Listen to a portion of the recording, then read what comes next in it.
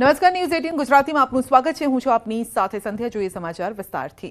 Vapi GIDC 4 રસ્તા નજીક trailer અને રિક્ષા વચ્ચે અકસ્માત થયો છે, જે સીસીટીવી પણ સામે આવ્યા। આ અકસ્માતમાં રિક્ષા ચાલકનું સારવારમાં મોત થયું છે। રિક્ષામાં સવાર 5 લોકો ઘાયલ થયા છે। જીઆઈડીસી 4 રસ્તા બ્રિજ પહેલા સેલવાસ તરફથી આવતી એક રિક્ષા ટ્રેલર સાથે અથડાઈ। રિક્ષામાં બેસેલા લોકો સેલવાસ તરફથી વાપી સ્ટેશને જવા નીકળ્યા હતા અને ત્યારે અકસ્માત સર્જાયો હતો। ટ્રેલર ચાલકની બેદરકારીના કારણે અકસ્માત થયો હોવાનો આક્ષેપ છે। રવિવારે અકસ્માત થયો હતો, જેના સીસીટીવી સામે આવ્યા છે। તો સીસીટીવીમાં આપ જોઈ શકો છો કે રવિવારના આ દ્રશ્યો છે। ટ્રેલર ચાલકની બેદરકારી, જેના કારણે રિક્ષા ટ્રેલર સાથે અથડાઈ અને રિક્ષા ચાલકનું મોત થયું છે। તો દ્રશ્યોમાં આપ જોઈ શકો છો કે રિક્ષા ટર્ન થઈ જાય છે અને ઊંધી વળી જાય છે।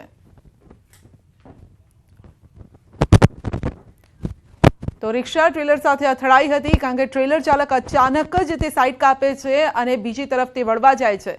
રિક્ષા ચાલક તે જોઈ નથી શકતો। જો કે સમય સૂચકતા સાચવીને બ્રેક જરૂર મારે છે, પરંતુ એ જ્યારે બ્રેક મારે છે ત્યારે જ રિક્ષા પલટી ખાઈ જાય છે અને કદાચ ટ્રેલર નીચે આવી જાય છે અને જેના કારણે જ રિક્ષા ચાલકનું મોત થાય છે। તો ટ્રેલર અને રિક્ષા વચ્ચે આ અકસ્માત સર્જાયો હતો, જેના દ્રશ્યો આપ જોઈ શકો છો। રિક્ષા ટ્રેલર સાથે અથડાઈને પલટી ખાઈ ગઈ હતી। રવિવારે અકસ્માત થયો હતો। તો વિસાવદરની પેટા ચૂંટણી અંગે મોટા સમાચાર છે। આપ ઉમેદવાર ગોપાલ ઇટાલિયાનો દાવો, કોંગ્રેસ ઉમેદવાર ઉભો નહીં રાખે તેવી આશા છે। વાવની ચૂંટણી વખતે જ કોંગ્રેસ સાથે નક્કી થયું હતું। વાવમાં અમે અમારી ફરજ નિભાવી છે, ગોપાલ ઇટાલિયાનું કહેવું છે। જે ફાઇનલ થયું હતું એ પ્રમાણે કોંગ્રેસ ઉમેદવાર ઉભો નહીં રાખે। ખાલી પડેલી વિસાવદર વિધાનસભા બેઠક પર હજુ ચૂંટણી પંચે કોઈ ચૂંટણીની જાહેરાત નથી કરી, તેમ છતાં પણ આપમાંથી ગોપાલ ઇટાલિયા ચૂંટણી લડે તેવી જાહેરાત કરાઈ છે। અગાઉ વાવ પેટા ચૂંટણીમાં આપે ઉમેદવાર ઉભો નહોતો રાખ્યો।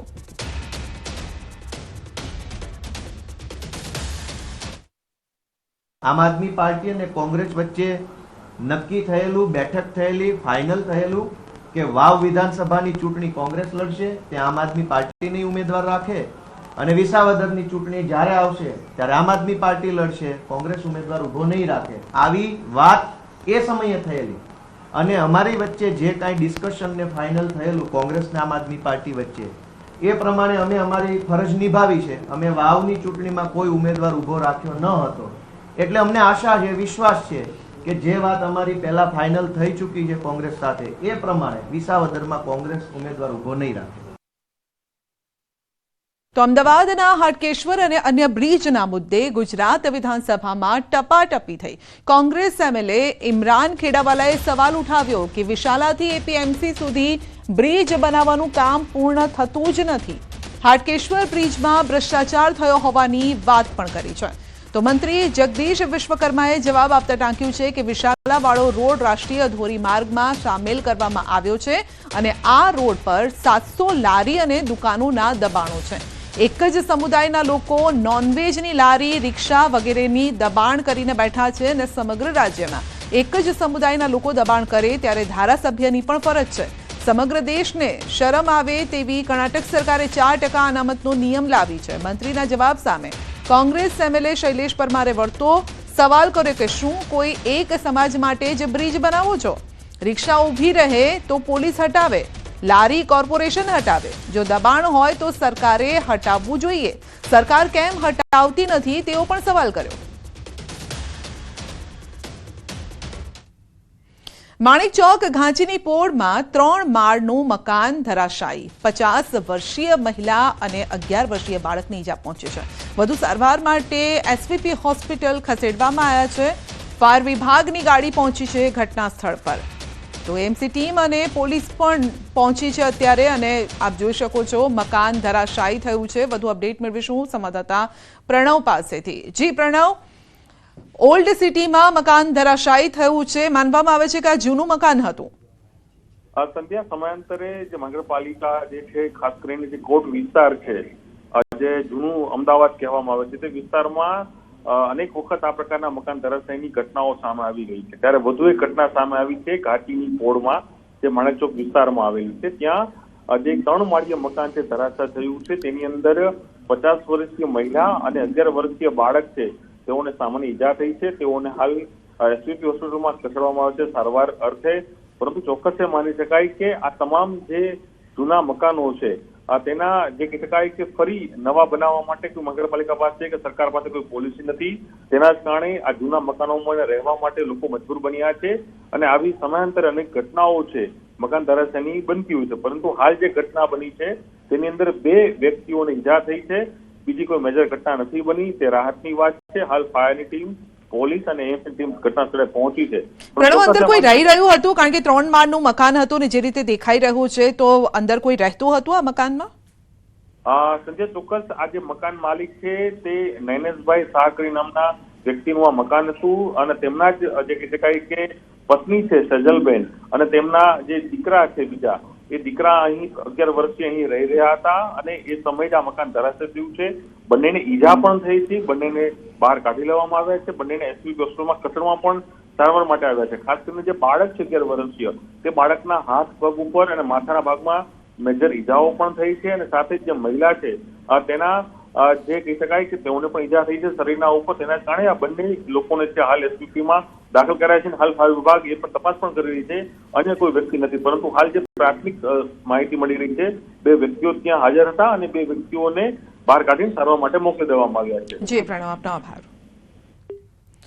તો એમસી ટીમ અને પોલીસ ટીમ પણ ઘટના સ્થળે પહોંચી છે. જો કે જૂના અમદાવાદમાં પોળ જે વિસ્તાર છે ત્યાં આ રીતે જૂના મકાનો આવેલા છે, 50-100 વર્ષ જૂના મકાનો છે. સમયાંતરે મરમ્મત કરાવવાની વાત કરવામાં આવે છે. ઘણી વખત એમસી નોટિસ આપી અને મકાન ઉતારવા માટે પણ લોકોને કહેતી હોય છે, પરંતુ અહીં આપ જોઈ શકો છો કે ધરાશાયી થયું છે, જેમાં 2ને ઈજા પહોંચી છે.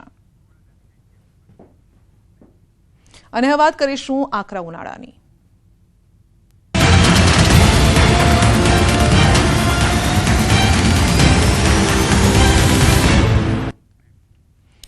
તો આકરો ઉનાળો રહેવાનો છે. રાજ્યમાં મહત્તમ તાપમાન વધઘટ રહેતું હોય છે. આગામી 24 કલાક બાદ તાપમાનમાં ઘટાડો થશે. વેસ્ટર્ન ડિસ્ટર્બન્સ સર્જાતા તાપમાનમાં ઘટાડો થાય તેવી વાત સામે આવી છે. 26 માર્ચ બાદ તાપમાનમાં 2 થી 3 ડિગ્રી ઘટાડો નોંધાઈ શકે છે. સુરેન્દ્રનગરમાં સૌથી વધુ ગરમી જોવા મળી છે, એટલે કે 41 ડિગ્રી તાપમાન નોંધાયું છે. અમદાવાદ, ગાંધીનગરમાં 40 ડિગ્રી તાપમાન છે. राज्य में पवन की दिशा उत्तर पश्चिम उत्तरनी है। 24 आवर्स में मैक्सिमम टेम्परेचर में ज़्यादा सिग्निफिकेंट चेंज नहीं होगा। उसके बाद 2 से 3 डिग्री की गिरावट का पूर्वानुमान है। और ओवरऑल हम मैक्सिमम टेम्परेचर रियलाइज की बात करेंगे तो अहमदाबाद में 39.7 और गांधीनगर में 39.2 degree Celsius maximum temperature realise हुआ है। और पूरे गुजरात स्टेट की बात करेंगे जहाँ पे सबसे ज़्यादा मैक्सिमम टेम्परेचर रियलाइज हुआ है वो है 41 डिग्री सेल्सियस सुरेंद्रनगर। गुजरात में गर्मी हवे असल मूड बतावशे। हवामान निष्णात अंबालाल पटेलनी आगाही छे 29 मार्चथी गर्मीनो जोरदार राउंड आवशे। કેટલાક વિસ્તારમાં 43 ડિગ્રી તાપમાન પણ થઈ શકે છે। મધ્ય ગુજરાતના ભાગોમાં 42 ડિગ્રીને પાર જશે તાપમાન। જૂનાગઢ, અમરેલીમાં 41 ડિગ્રીને પાર જશે તાપમાન। દક્ષિણ ગુજરાતમાં પણ ગરમી ભૂક્કા કાઢશે। તારીખ 29 માર્ચથી એપ્રિલની શરૂઆત સુધીમાં ગરમી જોરદાર પડશે અને મહત્તમ ઉષ્ણતામાન લગભગ ગુજરાતના ભાગોમાં 39 ડિગ્રીથી 43 ડિગ્રી સેલ્સિયસ જેવું રહેવાની શક્યતા રહેશે, જેમાં મધ્ય ગુજરાતના ભાગોમાં 43 ડિગ્રી સેલ્સિયસ જેવું મહત્તમ ઉષ્ણતામાન થઈ શકે અને જૂનાગઢ, અમરેલીના ભાગોમાં પણ મહત્તમ ઉષ્ણતામાન 41 ડિગ્રી સેલ્સિયસ જેવું થઈ શકે। રાજકોટના ભાગોમાં પણ મહત્તમ ઉષ્ણતામાન 41 ડિગ્રી સેલ્સિયસ જેવું થવાની શક્યતા રહેશે। જામનગરના ભાગોમાં પણ ગરમી પડવાની શક્યતા રહેશે અને દક્ષિણ ગુજરાતના ભાગોમાં પણ મહત્તમ ઉષ્ણતામાન વધી શકે। વડોદરામાં ગરમીથી 2ના મોતની આશંકા છે। ગઈકાલે અલગ અલગ સ્થળ પર 5ના મોત થયા હતા। સવલીમાં ભીમનાથ મહાદેવ વિસ્તારમાં મૃતદેહ મળ્યો હતો। યુવકના મૃતદેહ પાસેથી દારૂની ખાલી પોટલી મળી આવી। પોલીસે ગરમીથી મોત થયા હોવાનું નોંધ્યું છે। તો બૌથા ગામમાં ખેડૂતનું ગભરામણ બાદ ઢળી પડ્યા બાદ મોત થયું છે. આજવા રોડ પર આધેડ અને ખોડિયાર નગરના 35 વર્ષીય યુવકનું ગભરામણ બાદ મોત થયું. છાણીની બાળકીનું ગોત્રી હોસ્પિટલમાં સારવારમાં મોત થયું છે. તો તમામ મૃતદેહના પીએમ રિપોર્ટ બાદ સાચું કારણ બહાર આવશે. ગાંધીનગર સત્યાગ્રહ છાવણી ખાતે ખેલ સહાયકો મોટી સંખ્યામાં એકઠા થયા. ખેલ સહાયકોએ બેનર સાથે સૂત્રોચ્ચાર કર્યા. ખેલ સહાયકોની કાયમી ભરતી કરવામાં આવે. કાયમી ભરતીને લઈને બેનર સાથે સૂત્રોચ્ચાર કરવામાં આવ્યા હતા. મોટી સંખ્યામાં ખેલ સહાયકો અહીં પહોંચ્યા હતા. ગાંધીનગર ખાતે છેલ્લા 8 દિવસથી રાજ્યના આરોગ્ય વિભાગના કર્મચારીઓ અચોક્કસ મુદતની હડતાલ પર છે. આરોગ્ય કર્મચારીઓની મુખ્ય 2 માંગ છે. ટેકનિકલ પગાર ધોરણમાં સમાવેશ અને ખાતાકીય પરીક્ષા રદ કરવાને લઈને હડતાલ પર ઉતર્યા છે. સરકાર દ્વારા હડતાલને અટકાવવા એસ્મા લાગુ કરવામાં આવ્યો છે, પરંતુ આરોગ્ય કર્મીઓ પોતાની માંગને લઈને અડગ છે. આરોગ્ય કર્મીઓને કારણદર્શક નોટિસ ફટકારી છે અને જેની સામે આરોગ્ય કર્મચારીઓએ પૂરતો સમય માંગ્યો છે. જો સરકાર તરફથી પૂરતો સમય આપવામાં નહીં આવે તો આગામી દિવસોમાં ઉગ્ર આંદોલન કરવાની ચીમકી ઉચ્ચારી છે. નોટિસ ફટકારાતા આરોગ્ય કર્મચારીઓમાં પણ રોષ છે. રાજ્યભરના આરોગ્ય કર્મચારીઓ ગાંધીનગરમાં ધરણા કરી રહ્યા છે અને પાછળ હટવા માટે તૈયાર નથી. એક તરફ સરકાર હડતાલ સમેટવા માટે કડક વલણ અપનાવી રહી છે અને બીજી તરફ આરોગ્ય કર્મચારીઓ પણ પોતાના હક માટે સંઘર્ષ કરવા તૈયાર છે. આગામી સમયમાં ઉગ્ર આંદોલનની ચીમકી ઉચ્ચારી છે. અમારી મુખ્ય 2 માંગણીઓ છે. ટેકનિકલ પગાર ધોરણમાં સમાવેશ અને ખાતાકીય પરીક્ષા રદ કરો. જ્યાં સુધી અમને આ ટેકનિકલ પગાર ધોરણમાં સમાવેશ કરવામાં નહીં આવે અને અમારી ખાતાકીય પરીક્ષા રદ કરવામાં નહીં આવે ત્યાં સુધી અમારી આ જે હડતાલ છે અચોક્કસ મુદતની ચાલુ જ રહેશે. સરકારે અમારા ઉપર એસ્મા લગાડેલ છે, કર્મચારીઓને નોટિસો આપેલ છે, કર્મચારીઓને સેવા સમાપ્ત કરવાની નોટિસો મળેલ છે. તેમ છતાં કર્મચારી આ વખતે અડગ. અમે તો ટેકનિકલ સ્ટાફ જ છીએ, તો અમે જે માંગણી કરી છે, મુખ્ય હક જે અમારો છે એ જ અમે માંગણી કરીએ છીએ અને એ હક અમને મળવો જોઈએ, જેથી અમારી અચોક્કસ મુદતની હડતાલ ત્યાં સુધી ચાલુ જ રહેશે, યથાવત રહેશે, જ્યાં સુધી અમને ઠરાવ નહીં મળે. ઠરાવ નહીં તો સમાધાન નહીં. છેલ્લા 8 દિવસથી આરોગ્ય કેન્દ્રના કર્મચારીઓ હડતાલ પર છે. અરવલ્લી જિલ્લાના આરોગ્ય કર્મચારીઓ પણ હડતાલ પર છે. ત્યારે ન્યૂઝ 18ની ટીમ ધનસુરાના પ્રાથમિક આરોગ્ય કેન્દ્ર ખાતે પહોંચી અને જેની સ્થિતિ જાણવા પ્રયત્ન કર્યો. ત્યાં કર્મીઓ હડતાલ પર ઉતરી જતા વેક્સિન સહિતની કામગીરી અટવાઈ છે. તો આરોગ્યની સેવાઓમાં પણ ઉણપ ન આવે તે માટે હંગામી કર્મીઓને મૂકવામાં આવ્યા છે. રાજ્યમાં આરોગ્ય કર્મચારીઓ હડતાલ ઉપર છે. આજે 8મો દિવસ છે. ત્યારે અરવલ્લી જિલ્લાની ધનસુરા તાલુકાનું જે શિકા પ્રાથમિક આરોગ્ય કેન્દ્ર છે ત્યાં ન્યૂઝ 18 ગુજરાતીની ટીમ પહોંચી છે કે શું હાલ છે. અહીંયા આરોગ્ય કર્મચારીઓ હડતાલ ઉપર છે, અત્યારે શું સ્થિતિ છે, અહીંયા દર્દીઓ અહીંયા આવે છે તો એમના માટે શું આયોજન છે? ઓકે, અહીંયા આરોગ્ય કર્મચારી હડતાલ પર છે, પણ અમારે અહીંયા NHM સ્ટાફ બધું સ્ટાફ હાજર છે. બરાબર, અહીંયા આગળ અમારી ઇમરજન્સી સેવાઓ બધી અમારી ચાલુ છે. ઇવન આજે અમારો મમતા દિવસ છે સોમવારે, તો મમતા ક્લિનિક પર અમારું ઇમરજન્સી સેવા પણ ચાલુ છે. ઓલ્ટરનેટિવ સ્ટાફ હાજર હોવાથી હાલ કોઈ તકલીફ પડી રહી નથી અમને.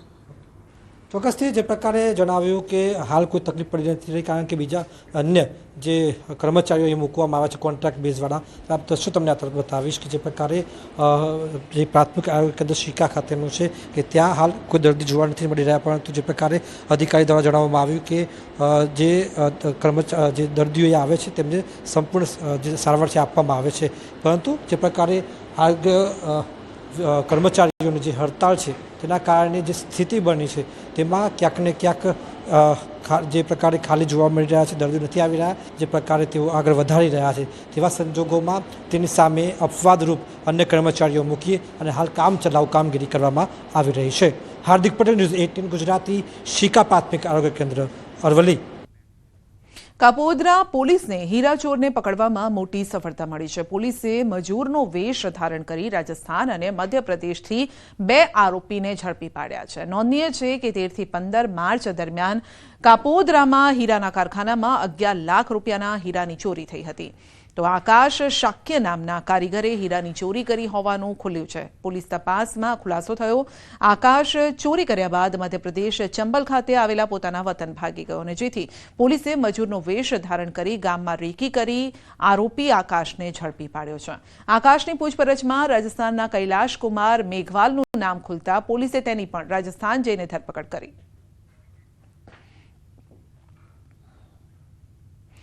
ફરવા જવાના શોખીન લોકો ઉનાળાની સિઝનમાં મૂંઝવણમાં મુકાઈ જાય છે કે ફરવા જવું તો ક્યાં જવું અને ક્યાં જવું, કારણ કે ગરમી વખતે બહાર જવું મુશ્કેલ બની જતું હોય છે. લોકો ફરવા જવા એવી જગ્યા પસંદ કરતા હોય છે જ્યાં તેમને ગરમી ન નડે અને હિલ સ્ટેશનનો અને ઠંડા પ્રદેશ પર જવાનું લોકો ઈચ્છતા હોય છે. તો તેની સામે હવે નર્મદા જિલ્લો લોકો માટે હોટ ફેવરેટ બન્યો છે. નર્મદા જિલ્લાના ગરુડેશ્વર ગામના શકવા ગામે આવેલ વનવગડો લોકોનું મનપસંદ સ્થળ બન્યું છે. એક નજરે જોતા આ વનવગડો રિસોર્ટ જેવો લાગશે. અહીં 1 લાખ કરતાં વધુ લીલાછમ વૃક્ષો છે, જેથી અહીં 15 થી 20 ડિગ્રી તાપમાન ઓછું રહે છે. અહીં લોકોનો જમાવડો જોવા મળે છે. અહીંની કુદરતી ઠંડી હવા લોકોનું મન મોહી લે છે અને આ વનવગડો લોકોને હિલ સ્ટેશનનો અનુભવ કરાવે છે. આખો અમારો જે આ જગ્યા બનાવી છે એ નેચર બેઝ પર છે. એને લીધે પ્રવાસીઓ નેચરને વધારે પસંદ કરે છે અને અહીંના ખોરાકને વધારે પસંદ કરે છે, એટલે આવે છે. નર્મદા જેવું સારું જગ્યા મળ્યું અને નર્મદા વિસ્તારમાં એટલા બધા રિસોર્ટને છે, ખાસ કરીને આ વનવગડો છે. એની હોસ્પિટાલિટી એટલી મસ્ત છે અને એનું વાતાવરણ એટલું ઠંડક છે જે બધાને ગમે છે. અને અહીંની ફેસિલિટીઝને રમતગમત કરીને અમને એટલી મજા આવી કે અમે આ જગ્યા ફૂલ એન્જોય કરી છે. અહીંયાનું જે ગ્રીનરીઝ છે, અહીંયાનું જે એટમોસ્ફિયર છે, અહીંયાનું જે કલ્ચર છે, અહીંયાનો જે સ્ટાફ છે, એને તમે જોઈને તમે વિચારશો કે હું એકવાર આવ્યો તો બીજી વાર અહીંયા આવીશ. મેં 3 વર્ષથી જોબ કરું છું, તો અહીં મને રોજગારી મળી રહી છે. બરાબર. અહીંયા પહેલાં કંઈ નહોતું. સ્ટેચ્યુ ઓફ યુનિટી બનવાથી આ વનવગડો બન્યો છે, તો અમને અહીં રોજગારી મળે છે. પહેલાં અહીં કંઈ નહોતું, તો અમે અંકલેશ્વર છે, સુરત છે, વડોદરામાં નોકરી કરવા જતા હતા. હવે અમે અહીં સ્થાનિક બન્યું છે, એટલે મેં ને અમારા બીજા 10 માણસ છે તેમને રોજગારી મળી રહી છે. બુલેટિનમાં આગળ વધીશું નાનકડા બ્રેક બાદ.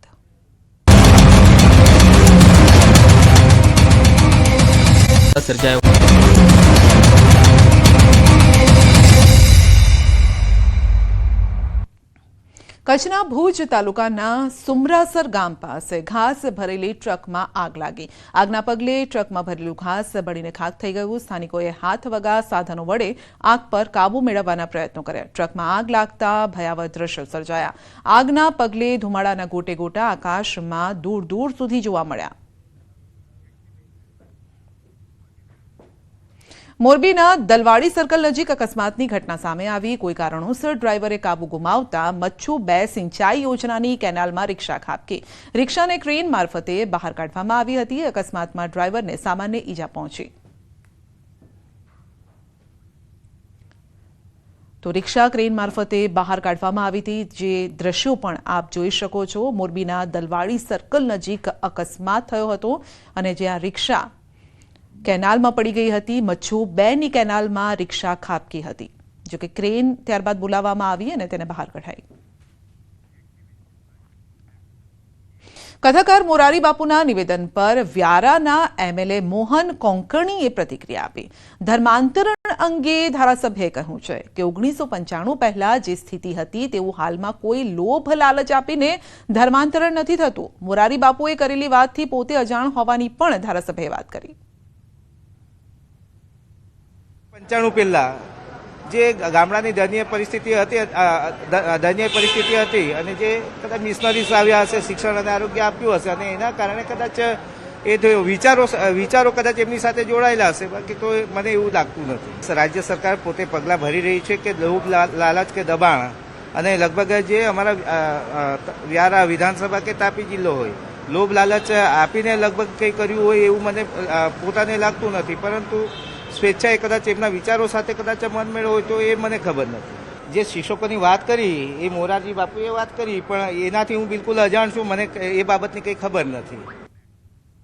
વડોદરામાં ધારાસભ્યએ આયોજિત કરેલા સમૂહ લગ્નની આગલી રાત્રે સ્ટેજ પર દુષ્કર્મના આરોપીની હાજરીથી વિવાદ થયો.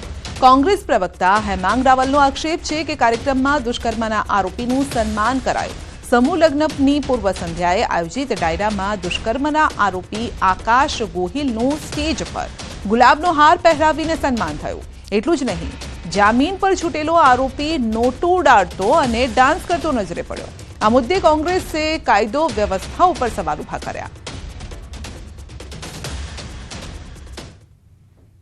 ગઈકાલે વડોદરાના ધારાસભ્ય ધર્મેન્દ્રશ્રી દ્વારા જે સમૂહ લગ્નનું આયોજન છે એના આગલી રાત્રે સ્ટેજ ઉપર જઈને એને હારથી એનું સ્વાગત કરવામાં આવે છે, હાર પહેરાવવામાં આવે છે, રૂપિયા ઉડાડતો આ આરોપી જોવામાં આવે છે. જામીન ઉપર છૂટેલો આરોપી એ આ સ્ટેજ ઉપર જઈને રૂપિયા ઉડાડે છે.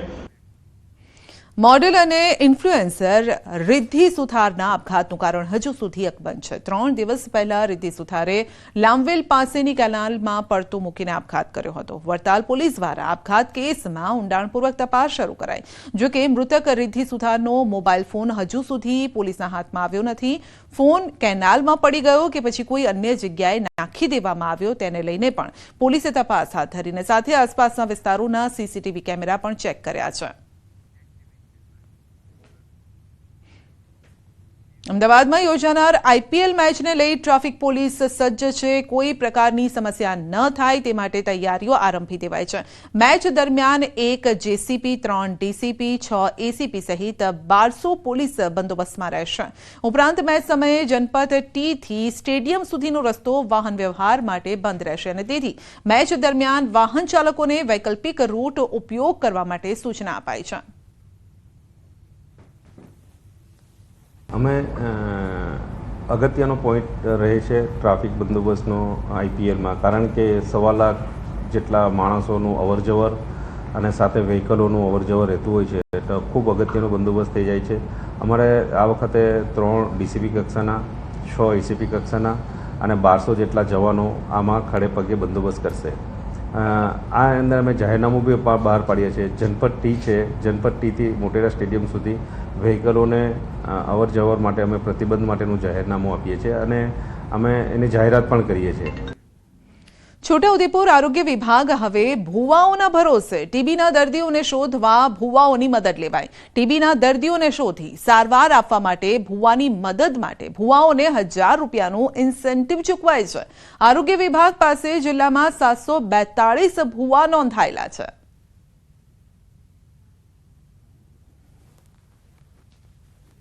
જે બળવા ભુવાની કામગીરી કરતા હોય છે, તો એવા વ્યક્તિઓની અમે એક વર્કશોપ કર્યો હતો. ટીબીના રોગ વિશે માહિતી આપવામાં આવી હતી અને ટીબીના રોગથી ગ્રસિત કોઈ વ્યક્તિ એમની પાસે આવતું હોય અથવા કોઈ દર્દીઓ આવતા હોય તો એવા લોકોને નજીકના આરોગ્ય કેન્દ્રમાં જો ટીબીના શંકાસ્પદ લક્ષણો હોય તો એ નજીકના આરોગ્ય કેન્દ્રમાં એમની ગળફાની તપાસ થાય અને એમની દવા કરવાની થાય તો એ દવા એ લોકો જો પોતે ગળાવવા માટે તૈયાર હોય તો એમને ડોટ પ્રોડક્ટ તરીકે પણ અમે વર્કશોપ કરીને સમજૂતી કરેલી છે, સમજ આપેલી છે.